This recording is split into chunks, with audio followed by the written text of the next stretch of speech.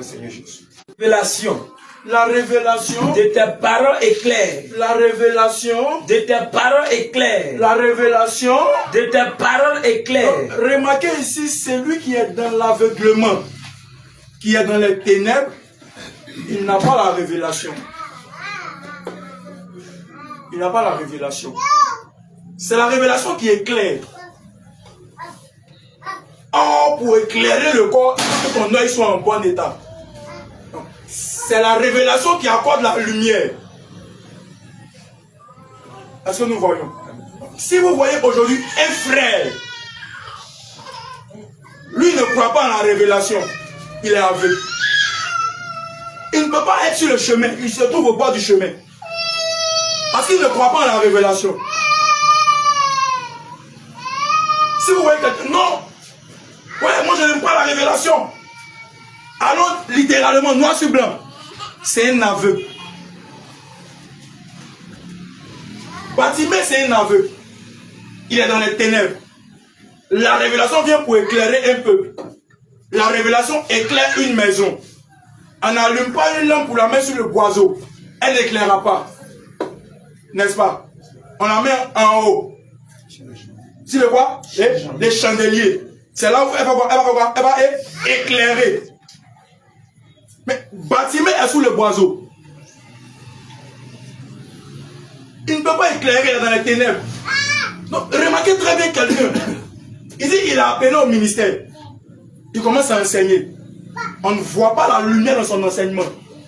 On ne voit pas la révélation des écritures de son enseignement. Lui-même, il est aveugle. Et puis, il vous conduit, vous, en tant que des aveugles. Parce que s'il ne révèle pas l'écriture, non seulement c'est un danger pour lui, c'est un danger pour vous. Pourquoi? Proverbe chapitre 29, verset 18. Proverbe 29, le verset 18. Oui. Quand il n'y a pas de révélation, En l'absence de la révélation, le peuple est sans frein. imaginez une voiture, un véhicule qui n'a pas de frein. Comment est-ce que ce véhicule sera? Tu es en plein et puis ton frein te lâche. Tu peux être bien orienté. Tu peux être bien dirigé. Tu t'en sors, moi. Tu n'as pas de guide. Même Israël, en ce temps-là, avait un guide. Moïse. En l'absence de Moïse, qui était là? Qui? Aaron. Même si Aaron n'est pas là, le Seigneur les guide. Le matin, il vient comme quoi? La colonne de quoi? De nuée. Le soir, il vient comme quoi? La colonne de Israël, en ce temps-là, avait un repère. Ils avaient la révélation en ce temps-là. Voilà pourquoi ils sont arrivés à Canaan. Tout celui qui n'a pas la révélation, frère, tu meurs en tant qu'un aveugle. Matthieu 15, 14. Un aveugle ne conduit pas un aveugle. S'il conduit un aveugle, les deux vont tomber. Or, la chute est comparable au péché. Un aveugle qui tombe, il meurt dans sa chute, il ne rentre pas au ciel. Parce qu'il n'a pas la révélation. Il n'est pas éclairé. Il n'a pas la lumière. Remarquez en Job chapitre 29, verset 15. Job, au jour de sa chair, il dit: j'étais les yeux des aveugles. Donc, quelqu'un qui n'a pas les yeux, qu'il fasse appel à Job, il sera son œil. Puisque Job, c'est une lampe. Mais qui est cette lampe-là? Matthieu chapitre 11. En ce temps-là, Jean-Baptiste se retrouve en prison. Il a appris les miracles de Jésus. Il envoie ses disciples. Allez-y lui demander. On doit l'attendre ou il y a un autre encore qui doit venir. Lisons le texte. Matthieu chapitre 11, verset 2 à 5.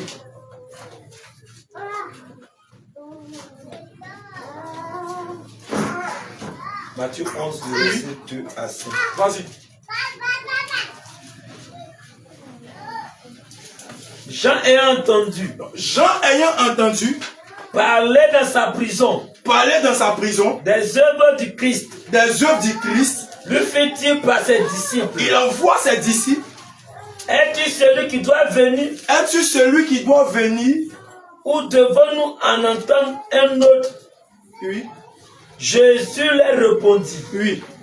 allez rapporter à Jean Oui. ce que vous entendez Oui. et ce que vous voyez. Qu'est-ce qui se passe? Les aveugles voient. Première des choses. Il sait. S'il ne dit pas ça, lui-même, ça le condamne. Un aveugle pas conduire un aveugle. La première des choses à faire pour recevoir la connaissance de Christ, c'est de t'ouvrir les yeux.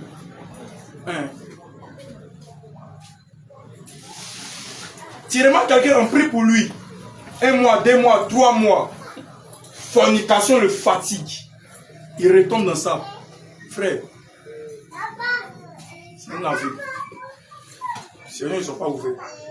Il n'a pas les yeux ouverts. Tu vois quelqu'un, il vient, il dit il est marié. Il est dans l'adultère. Lui, il n'arrive pas à arrêter de convoiter les seuls non mariés. Et puis lui, il aime de préférence les femmes claires. Les jolies filles claires, lui, c'est ce que lui, il aime. Oh, il est marié. Bon, si tu es célibataire, on peut comprendre. Tu es marié. Lui, non. Lui, c'est les filles. Il dit, lui, il veut les filles qui sont en forme. Il aime les filles qui sont en forme. Bien potelées, bien jolies. Lui, c'est ce que lui, il aime. Oh, il est marié. C'est un aveugle. Il vient en prie pour lui. Il n'arrête pas. Au point où nous, on se demande, on n'a pas rempli de puissance. Peut-être on n'a pas le Saint-Esprit. Bon, peut-être on ne jeûne pas assez. On ne prie pas assez. Oh, le problème même vient du frère. C'est un aveugle. Il refuse d'avoir les yeux ouverts. Tu vois quelqu'un, lorsqu'il se lève dans la nuit, il est en train de prier. Il a fini, il a dormi 4 heures. Lui, il rentre dans la douche. Lui, il s'en va se masturber. Oh, il a fini de prier. C'est un aveugle. Il ne veut pas arriver à la connaissance de la vérité. Il vient pour tester les gens. À cause le frère, il est devenu mince. Il a prié. Matin, le frère, il prie sur le banc. Tu viens t'asseoir. Entretien. Le frère est fatigué. Tu retournes une semaine après, il te voit en train de boire alcool. Tu es couché quelque part là-bas dans le pénétrum, en train de te taper, de te couiller. Et puis dimanche, on vient à l'église, on te retrouve. On dit pas de danse, c'est gâté. Il y a point de délivrance pour toi, tu es un aveugle. Souvent, les gens ne sont pas délivrés. Non pas parce que c'est un problème qui les fatigue. Non, ils sont aveugles. Ce n'est pas un esprit. Tu es aveugle. Tu n'as pas de lumière en toi. Le problème, non, c'est tes yeux. Oui. Le problème, c'est tes yeux. On dit, j'ai laissé une porte ouverte. Mais l'œil est la lampe du corps. Ton œil est en bon état, ton corps serait éclairé. Mais ton corps est dans les ténèbres. Tu es sûr que tu vas voir un esprit entrer dans les ténèbres si tu n'as pas les yeux. Lui-même, il a déjà l'esprit. Il a ni chair ni os. Et puis tu vois, il n'y a pas de lumière. Tu le vois entrer dans une maison, tu peux le voir. Si la lumière n'est pas éclairée, tu peux le voir. Non. Le problème qui fatigue les gens aujourd'hui, c'est ça, l'aveuglement. Les yeux des gens aujourd'hui sont en mauvais état. Ils prient, Seigneur, si j'ai laissé une porte ouverte, c'est tes yeux, il ne faut pas chercher loin. C'est tes yeux. Tu n'as pas de révélation, mais tu ne médites pas, tu ne pries pas assez. Tu ne jeûnes même pas. Tu n'as pas de révélation. Tu ne vis pas dans la doctrine. Tu n'as pas de révélation. Tu vois aujourd'hui des prédicateurs. Non. Moi, je ne comprends pas la révélation. Non. La révélation, c'est pour les docteurs, c'est pour les prophètes. Nous, on est clair. C'est la doctrine qui l'exige. Sans la révélation, le peuple est sans frein. La révélation est claire. Pourquoi la révélation est claire? 2 Corinthiens 3, à partir du verset 9 à 14. Le texte est clair. 2 Corinthiens 3, À compter du verset 9 à 14. Oui. Si le ministère de la condamnation Oui. a été glorieux, Oui. le ministère de la justice, Remonte au verset 7. Verset 7. Oui. or, Oui. si le ministère de la mort, gravé avec des lettres Oui. sur des pierres, Écoutons très bien. a été glorieux, Reprends. or, Oui. si le ministère de la mort, Si le ministère de la mort, gravé avec des lettres sur des pierres, gravé quoi? avec des lettres Donc, sur ce des ministère-là est écrit sur des lettres avec des pierres. Oui. a été glorieux, Oui. au point que les filles d'Israël Oui. ne pouvaient fixer les regards Oui. sur le visage de Moïse à cause de la gloire de son visage. Donc, en réalité, le ministère de la mort, c'est le ministère de Moïse. C'est la lettre. En cela, tu verras un homme comme Jésus. Il dit la lettre tue. Beaucoup n'ont pas compris. Ouais. La lettre tue. Oh. C'est parce que c'est le ministère de la mort. C'est Moïse. Lui ne vient pas avec la vie. Il vient pour tuer. Oui, Moïse vient pour tuer. Il ne vient pas avec la vie. Il vient avec la mort. Tu pêches, on te tue. Tu tapes ton frère, on te rend. Ça, c'est le ministère de la mort. C'est le ministère de Moïse. Lisons. Bien que cette gloire fût passagère, combien le mystère de l'esprit, Le ministère de l'esprit, c'est l'esprit qui vivifie. Vivifier, rendre la vie. Là où Moïse envoie la mort, tu verras qu'un homme comme Jésus, il vient pour envoyer la vie. En cela, quand il se présente face à ses disciples, il dit, je suis la résurrection et la vie. Ça, c'est le ministère de l'esprit. Oui. ne sera-t-il pas plus glorieux? Oh, le ministère de l'esprit, le même ministère de l'esprit. Jean chapitre 8, verset 12, il dit, je suis la lumière du monde. Jean chapitre 9, verset 5, il se présente comme aussi la lumière. Oh, on a vu en Matthieu chapitre 6, 23, la lumière c'est les yeux. C'est ça la lampe du corps. Est-ce qu'on me suit? La lumière c'est la lampe du corps. Tout celui qui est aveugle, il manque de révélations. Il est sans force. Il est sans vie. Ésaïe 29, 11. Sans force, sans vie. Il n'y a pas de vie en lui. C'est ça, Bartimée. Alors pourquoi l'écriture ici est claire? On le retrouve sur un chemin. Au bord du chemin. Non seulement il est à l'extérieur de la ville. Il n'est pas dans la maison parce qu'il est impur, il est aveugle. Il est malade. Quand vous lisez Jean chapitre 9, on voit qu'il y a un aveugle de naissance. Jésus se présente à lui, il prend sa salive, il met de la boue, il met sur les yeux de l'aveugle. Il dit, qu'est-ce que tu vois? L'aveugle nous enseigne la botanique. Il dit, lui, il voit des hommes comme des arbres. Il est né péché. Non, il est né pécheur. Mais il nous enseigne la botanique. Il dit, je vois des hommes comme des arbres. Dans sa première vision, lui il voit des hommes comme des arbres. Si cet aveugle voit des hommes comme des arbres, en cela Jésus finit d'enseigner à Israël. Il sort sur le chemin. Il voit il y a un arbre qui ne donne pas de fruits. Il regarde l'arbre. Tous les exégètes sérieux de la Bible savent de quoi ça parle. Il voit cet arbre. C'est un quel arbre? Il regarde le figuier. Il regarde ce figuier-là. Il voit que ce figuier n'a pas de fruits. Il dit, plus jamais tu ne donnes de fruits. Oh, il était déjà en train de prêcher à Israël. Israël n'a pas cru. Il sort. La même image qui s'est passée à Israël. Incrédulité d'Israël. Il sort, il regarde ce arbre Israël. Plus jamais été maudit. Parce que Israël est tombé dans l'endurcissement. Il n'a pas de fruits. Il ne porte pas de fruits. Rappelle-toi, Marie est enceinte. Une femme, Élisabeth, Elle vient voir Marie. Elle dit quoi? Le fruit de tes...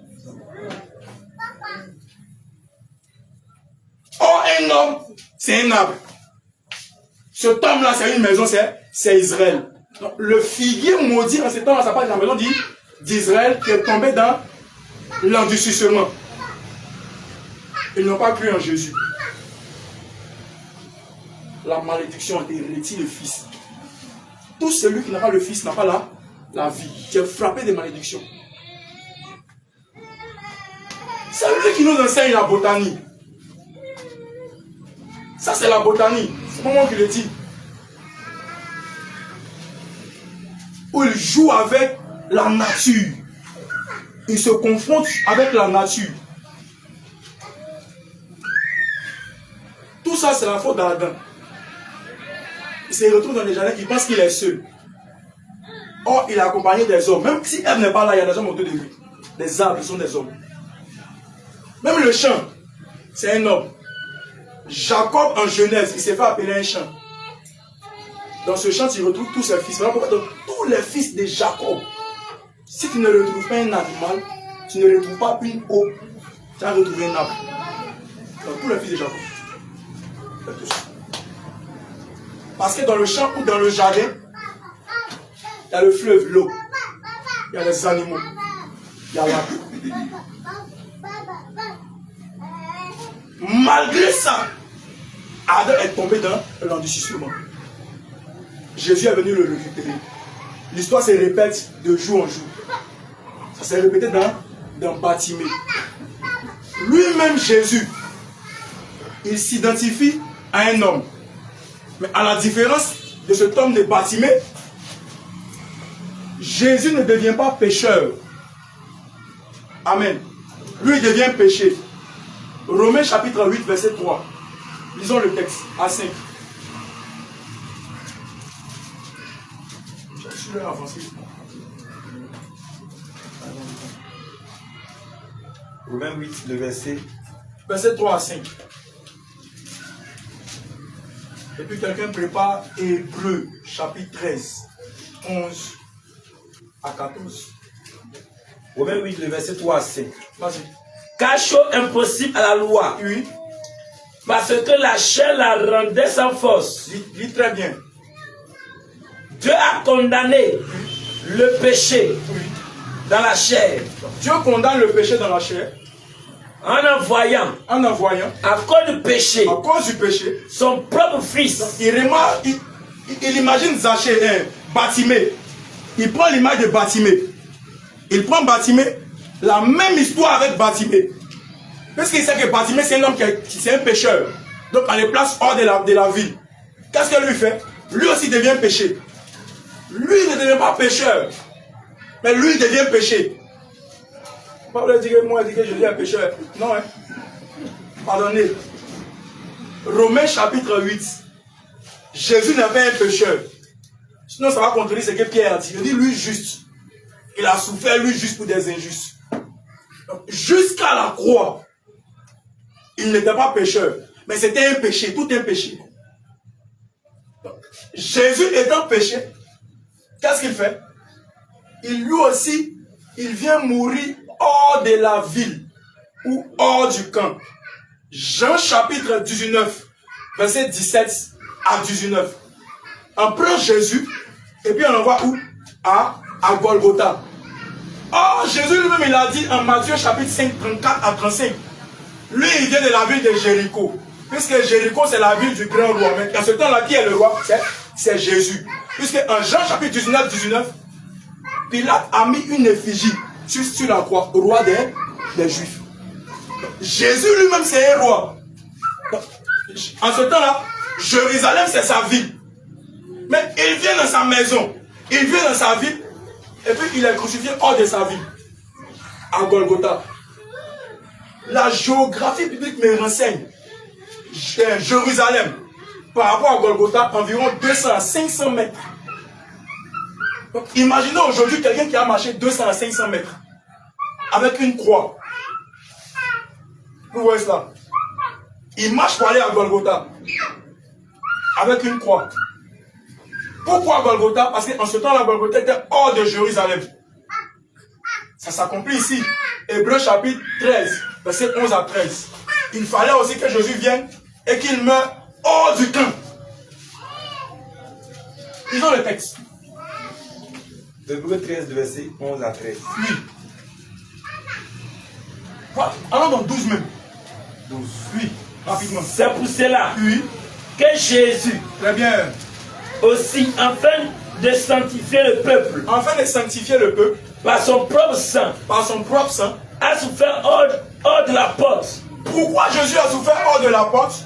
Parce qu'en ce temps-là, il savait que son sang pouvait ramener ceux qu'on plaçait hors du camp.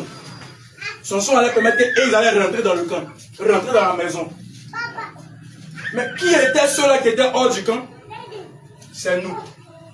Les Éphésiens 2, versets 11 à 14. Nous qui étions autrefois éloignés, à cause du sang de Jésus, on était rapprochés.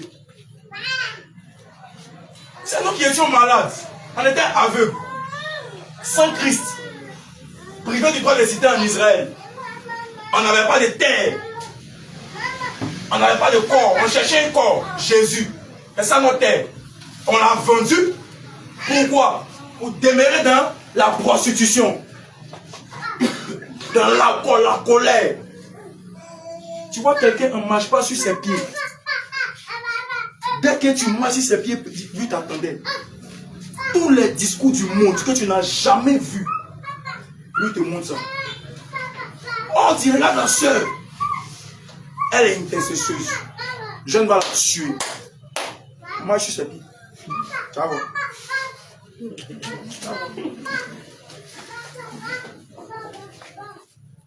Tu appelles sur son téléphone, son pan, pan, pan, pan.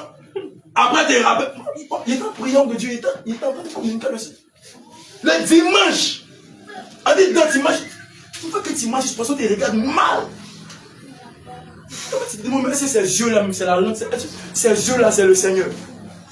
Est-ce que sa lampe est éclairée? Tu te poses la question. Est-ce que vous voyez ça? Tu vois un frère, il dit, il est tellement humble. Lui, il faut le toucher d'abord. Touche d'abord. Tu le vois, il ne parle pas, hein. Mais quand il t'insulte, ton cœur te fait mal comme ça. C'est pas le frère, il est humble là. Ils ont fait exprès, ils l'ont provoqué. Dans l'amusement, le frère s'est levé, s'est cassé. Ah! Mais mon frère, toi tu es humble à l'église. Il y a un jeu qui sort de ta bouche qui est vulgaire. C'est tout ça là, Jésus a regardé. Il dit lui aussi, il doit venir mourir hors du camp. Parce que je vous ai dit, Jéricho en ces temps-là, c'est aussi comparable à Jérusalem qui est la ville du grand roi. Jésus vient, il interprète l'acte de Bartimée. L'histoire de Bartimée se passe à Jéricho, la ville du palmier. Jésus seul est considéré comme un palmier, le juste. Lui, il vient en lieu et place de Jéricho, il choisit qui? Jérusalem, la ville du grand roi. On dit c'est un grand roi. Amen. Est-ce qu'on me comprend? On dit c'est un grand roi. Il vient et puis il meurt. Il meurt où? Hors du camp, hors de la maison. Est-ce qu'on voit? Non. À cause de ce acte-là, rappelez-vous que la maison ici est comparable au monde. Je suis dans la doctrine. On peut prendre la maison comme le monde. Si on prend la maison comme le monde, en cela, Hébreux chapitre 13, 14 s'accomplit. Lisons le texte rapidement. Hébreux 13, 14. Oui. Car Oui. nous n'avons point ici. Oui. Nous n'avons point ici bas. Prends 13, 13 même. 13. Hébreux 13, 13 à 14. Hébreux 13 à 14. 13, 13 à 14. Oui. Vas-y. Sortons donc pour aller à lui, Oui. hors du camp, en portant son opprobre. Ah. On va voir. En portant son opprobre. Car Oui. Nous n'avons point ici-bas. Ils arrêtent là d'abord. Donc, quand on sort du camp, en réalité, on a accompli les 1 Jean 2, 15 à 17. Et Jacques 4, verset 4. Donc, on sort du monde pour récupérer l'opprobre de Christ. Pour récupérer la honte de Christ. Pour récupérer quoi? Notre gloire qu'il nous a laissée à la croix. Et ça honte. En Matthieu chapitre 11, même il a dit, prenez mon joug. Il est léger. Tu vois, son fardeau, son opprobre. Donc, on sort pour venir prendre cela. Ce qui est léger, c'est le vêtement du salut. C'est notre vêtement qu'il a récupéré à Adam. C'est que Adam avait perdu. Il a ramassé à la croix, il a donné aux nations. La gloire que Adam avait perdue, il ramasse, il vient donner aux nations. C'est ça, on sort pour venir récupérer. Donc aujourd'hui, pour avoir les vêtements, qui est en réalité l'opprobre de Christ, il faut sortir du monde. Aujourd'hui, qui est sorti du monde ici? Qui est encore dans le monde? Ou bien qui est sorti du monde ici? Ah les gars. Ah les gars, ne faites pas ça. Les gars, vous êtes en Christ, non? Vous êtes une nouvelle créature, les gars. Qui est sorti du monde ici? Qui est sorti du monde, tu attends le Seigneur Jésus. Ah les gars, c'est difficile. Ah les gars. Les gars. Vous ne savez pas. Amen. Tu peux t'asseoir dans la présence de Dieu. On enseigne pour vous parfaire. Éphésiens 4, 10. N'est-ce pas, homme de Dieu? C'est pour la perfection qu'on enseigne. Ce n'est pas la prière qui rend parfait. Détrompez-vous. Ceux qui prient pensant qu'ils sont saints, vous êtes partis en enfer. Oui, oui, il faut qu'ils vous choquent. C'est l'enseignement qui rend parfait. Est-ce qu'on me suit? Amen. Donc tu vois un homme religieux. Il passe son temps à prier à longueur de journée pensant qu'il ment. Oh, il est en train de laisser des incantations qu'il est en train de faire. Il n'est pas en train de prier. Il y a des imprécations. Il n'est pas parfait. Pour que quelqu'un soit parfait, il faut l'enseignement. C'est dans l'enseignement qu'on retrouve la révélation. C'est l'enseignement qui va permettre qu'on va te dire, Mèche n'est pas bon. Sinon tu as prié. Tu vas jamais voir ça, frère. C'est dans l'enseignement. Tu mets deux personnes, un qui prie, un qui médite. Demande à celui qui prie. C'est écrit où que Mèche n'est pas bon, il ne sait pas. Il ne sait pas. Tu lui demandes noir sur blanc, il fuit, il est mort. Mais ils sont ici. Mèche, noir sur blanc. Allons dans ce terrain-là. Tant que tu n'as pas la révélation, ça ne sort pas. Tu n'as pas éclairé. Ils savent comment c'est. Amen. Amen. Amen. Amen. Amen. Amen. Oui, il faut qu'on choque. On dit pour un talent de femme, c'est pas bon. Demande aux frères. Je lance un défi. Quelqu'un me montre, noir sur blanc, qu'une femme n'a pas le droit à porter des pantalons. Noir sur blanc, c'est écrit pantalon. Ah. Tu ne trouves pas. Tant que tu n'as pas la révélation, ça ne sort pas. Oui. Donc tu vois quelqu'un, non, la révélation. Tu le chasses. On le chasse comme un chien. Dehors. Tu n'as pas éclairé dans les ténèbres. Allez, alors, divinité de Jésus. Jésus a Dieu noir sur blanc. Il n'y a pas, frère. Tant que la révélation ne sort pas, ne fais pas t'éclairer. Il ne veut rien savoir, lui veut noir sur blanc. Mais toi, tu n'as pas les yeux pour voir noir sur blanc. Tu n'as pas les yeux, tu es dans la ténèbres. C'est comme bâtiment, tu es aveugle. Donc, tu n'as pas Christ en toi, tu es hors de la vie. Tu es hors du chemin. Parce que tout c'est lui qui a le Fils à la vie, à la révélation. Oui. Mais c'est pas Osée qui l'a dit. Mon peuple fait quoi? À cause de quoi? Maintenant, Éphésiens 3:3. C'est par révélation que j'ai eu connaissance. Lisons le texte. Il faut que les gens comprennent. Lisons le texte. Éphésiens 3:3. Éphésiens 3, le verset 3. Alors rapidement, le temps est déjà parti. Disons. C'est par révélation que j'ai une connaissance du ministère. Du ministère. Du ministère. Non, non, monsieur. Du ministère. Non. Du mystère. Du mystère. C'est par révélation. Oui. Que j'ai une connaissance. Du mystère. Du mystère. Sur lequel. Je viens d'écrire. Donc pour écrire. En peu de mots. Il faut avoir la révélation d'abord. Ça c'est pour écrire. Donc pour lui, noir sur blanc, il veut voir. Mais pour voir, il faut avoir la révélation. L'écriture. Pour voir l'écriture, il faut avoir la révélation. Lui n'a pas. Il n'a pas le Saint-Esprit. Il n'a pas la lumière. Il dit, ne croit pas en la révélation. Tu vois un frère qui a la Bible en main. Il ne croit pas en la c'est un sorcier. Mais c'est par révélation que j'ai une connaissance du mystère sur lequel je viens de vous écrire. Tout celui qui écrit à la révélation. Donc toi tu prends ceux qui ont eu la révélation, tu prends leur écrit. Tu dis que toi tu crois pas en la révélation. Que on n'a pas besoin de la révélation pour enseigner. Laissons la révélation, non. Enseignons terre à terre. Vous remarquez quelqu'un qui fait ça, c'est un sorcier. Il n'a pas Christ en lui. Il n'a pas le Saint-Esprit en lui. Oui, oui. Mais tu es aveugle. Tu veux conduire un aveugle. Comment tu veux conduire un aveugle? Ésaïe 7, 14. Non, on ne va pas le lire. On dit c'est pourquoi la jeune fille deviendra enceinte. Elle enfantera un fils en l'enfant d'Emmanuel. Quand Jésus vient dire non, tu t'appelleras Jésus. Pourquoi Emmanuel? Pourquoi Emmanuel? C'est passé où ça? On dit Emmanuel, non? Pourquoi on dit Jésus?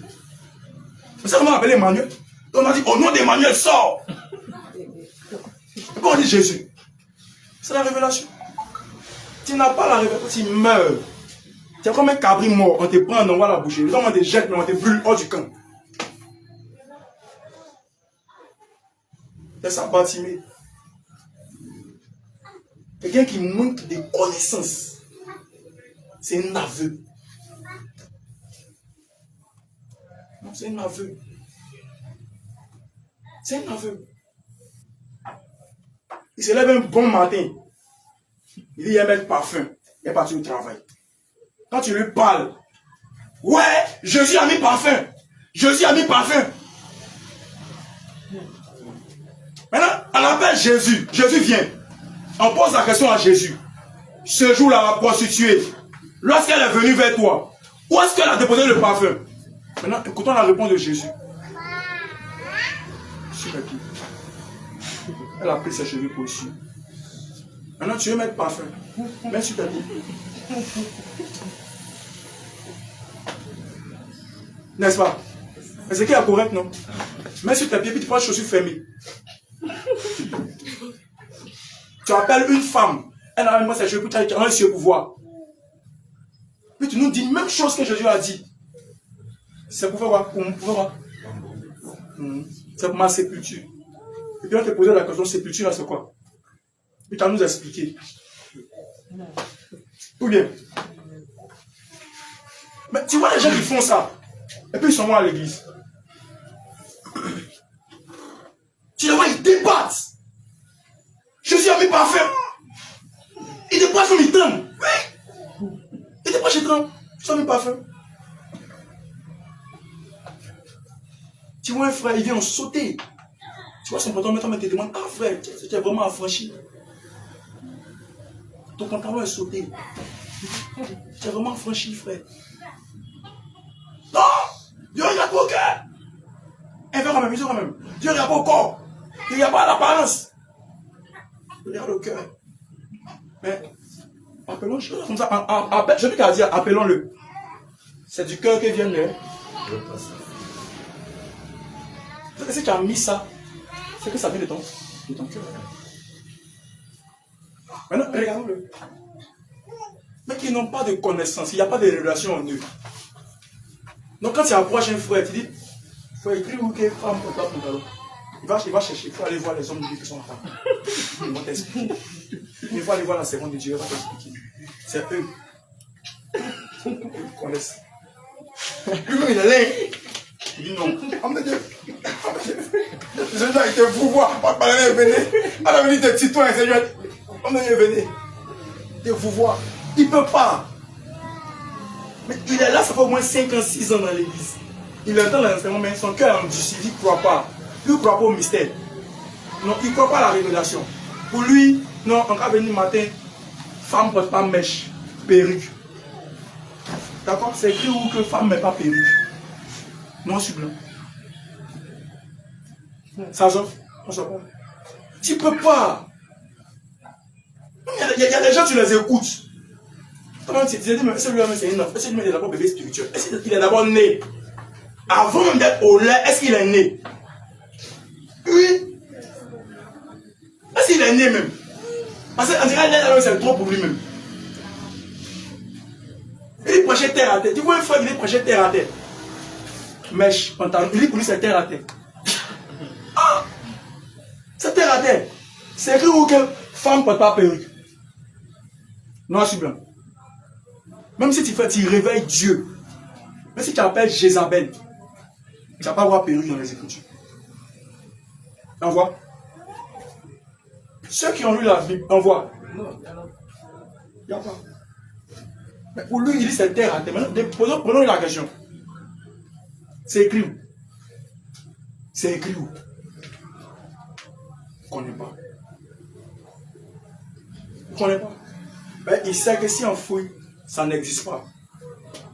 Or, ce genre de choses-là, c'est par la révélation qu'on arrive à t'expliquer qu'une femme ne porte pas pantalon, bien perruque ou bien mèche. Mais lui, il croit que tant que ce n'est pas noir sur blanc, donc c'est faux. Or, pour que ce soit noir sur blanc, même on dit c'est par la révélation qu'on écrit. C'est moi qui le dis? Non. C'est l'écriture qui le dit. Quand tu sors un frère, moi, il n'est même pas encore bébé spirituel. Il n'est même pas encore lait. Il est encore mort, quoique vivant. C'est-à-dire qu'il n'a pas encore reçu Christ. Il n'est pas encore affranchi. Donc ne sois pas étonné, tu le vois, demain il est en impudicité, ou bien il est dans la chose, comment on appelle ça même? Fornication, masturbation, convoitise. C'est le péché mignon. Hein. Des frères qui n'ont pas la révélation ici, des sœurs, convoitent beaucoup. Oui. Une personne qui n'est pas affranchie a l'esprit de convoitise dans sa vie. Tant que tu n'as pas la révélation, tu as l'esprit de convoitise dans ta vie. L'orgueil te fatigue. Mais tu ne crois pas. Déjà, l'incrédulité, c'est l'orgueil qui l'emmène. Tu ne crois pas. Tu n'es pas un pour accepter ça. C'est l'orgueil. Tu n'as pas la révélation, tu as l'esprit de convoitise en toi. Oui. Mais tu ne crois pas. Tu ne crois pas. Voyez Bartimée. On dit c'est le fils de l'honneur. Celui à qui on apporte l'honneur. Qu'est-ce qu'il est? Il est aveugle. C'est un pauvre. Il est aveugle parce qu'il est dans les ténèbres. Avant, il voyait. Mais il a été frappé d'aveuglement quant à son incrédulité. C'est lui-même qui l'a dit. Rabouni. Que je recouvre la vue. C'est lui-même qui l'a dit. Mais dans Matthieu et dans Luc, on dit dans Matthieu, il y a 2 aveugles. Dans Luc, il y a un seul aveugle. Allons dans Osée chapitre 2. On explique ça rapidement et puis on se laisse. Osée 2:2. Pourquoi 2 aveugles dans Matthieu? Pourquoi un seul aveugle dans Luc et un seul aveugle dans Marc? Est-ce que ça se contredit? Non. Mais ça cache une explication, une pensée. C'est allégorique. Lisons le texte, papa. Osée 2, le verset 2. Vas-y. Les enfants de Juda. Les enfants de Juda Et les enfants d'Israël. Bien avant qu'on explique, remarquez qu'un aveugle sur une maison, je l'ai expliqué. Quand vous voyez Bartimée, Bartimée c'est un corps. Selon Matthieu 12, 43 à 45, lui, en tant qu'aveugle, il devient une maison. Israël, qui tombe dans l'incrédulité vis-à-vis du fait qu'ils n'ont pas accepté l'enseignement que Christ véhiculait. Amen, amen. Maintenant, partons de ce texte-là et de ce fait. Bartimée, c'est un corps, c'est une maison. Remarquons ce qu'Osée dit ici. Lisons. Les enfants de Juda. Lisons, reprends le texte. Les enfants de Juda. Les enfants de Juda Et les enfants d'Israël. et les enfants d'Israël Se rassembleront. Oui, Se donneront un chef. oui. Et sortiront du pays. Car grand sera la journée de Israël. Donc, selon Osée, regardez la prophétie. Les enfants de Juda, les enfants d'Israël. Tu rentres dans le territoire de Juda. Juda pour capitale Samarie. Tu rentres dans le territoire d'Israël. Israël pour capitale Jérusalem. Ces deux peuples, ces deux maisons, en ce temps-là, n'ont pas cru à l'enseignement que Jésus véhiculait. Ils ont été frappés d'aveuglement. C'est ça les deux aveugles qu'on retrouve dans Matthieu. Puisque Matthieu, c'est un intellectuel. Quand on les retrouve au péage, c'est qu'il a fréquenté. Il connaît l'école. Donc, quand Matthieu explique, il explique par rapport à la prophétie d'Osée. Mais il ne termine pas. Parce qu'il sait que Marc et Luc vont venir ramasser pour terminer. Ils se rassembleront. Il formeront un seul aveugle. Ça explique l'aveugle dont Luc est en train d'expliquer. Un aveugle. On ne cite pas de nom. Pourquoi on ne cite pas de nom? Parce qu'en réalité, selon l'histoire, Luc, en tant que médecin, il tire son origine de Marc. Parce que lui, il a mené des enquêtes et des investigations. On le voit dans Luc chapitre 1er. Tu peux le lire. Beaucoup d'enfants de Dieu ne sont pas instruits. Oui. Ils voient le texte, ça le fatigue. D'autres même, ils rentrent dans le livre de noms, ça le fatigue. Il y a trop de noms. Tu entends Gershom, Ammonite, lui il est fatigué de ça.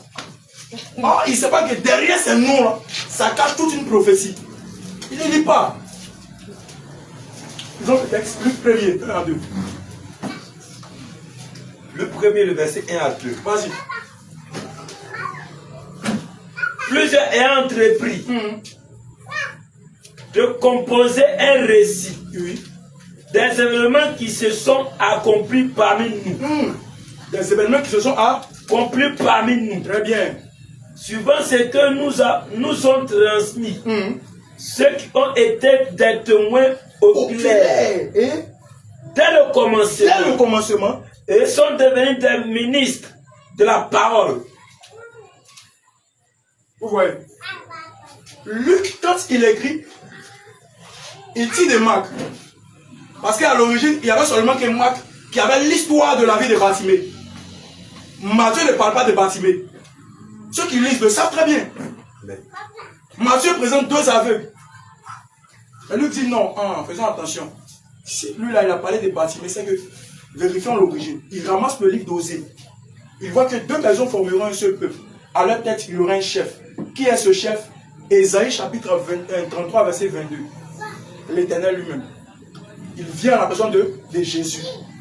Il vient le chef. Il est le roi. Il est chef des Juifs. On l'a vu à la croix. Est-ce que nous voyons cela? Ça s'accomplit ou pas? Oui, ça s'accomplit. Deux aveugles dans Matthieu. Deux maisons, Israël et Juda, qui en réalité formeront un seul peuple. L'aveugle Bartimée qui est incrédule. Il est incrédule, il ne croit pas. Il est dans les ténèbres. L'aveuglement peut aussi représenter le fait de marcher selon la loi, selon la mort. Donc, quand tu vois Bartimée est aveugle, en réalité c'est un peuple qui demeure toujours attaché aux lois de Moïse. Puisque c'est Moïse qui vient avec le ministère de la mort. En cela, Matthieu chapitre 15, 14, s'accomplit ici. Est-ce que nous voyons cela? Est-ce qu'on a compris? Est-ce qu'on a compris? Tu as compris, tu acclames le Seigneur Jésus.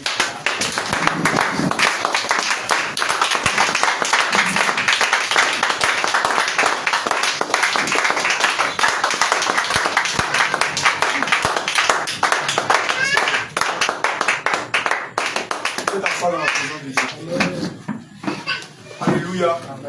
Supportez-moi, on n'a même pas encore fini, mais j'ai dépassé le... Nous sommes à 20h46. Et puis Abraham ne revient pas. Quand il sait qu'on finit à 20h30, j'ai dépassé le... Supportez-moi. Hein les gars? Supportez-moi.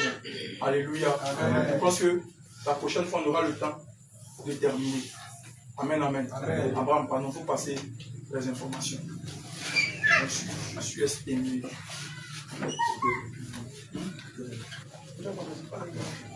Amen, amen. Amen. Dimanche, nous serons à Aubayon. À 9h45. Le plus. 8h45.